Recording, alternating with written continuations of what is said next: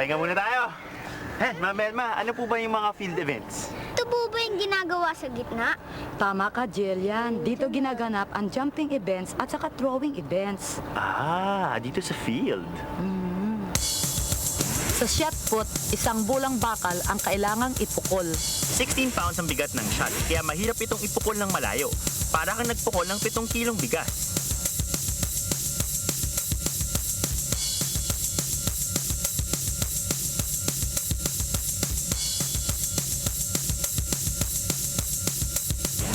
Ito naman ang discus throw.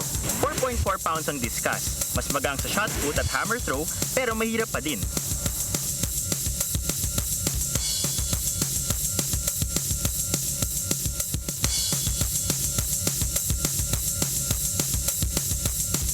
Ngayon, ang hammer throw. Kagaya ng shot put, 16 pounds din ang bigat ng hammer.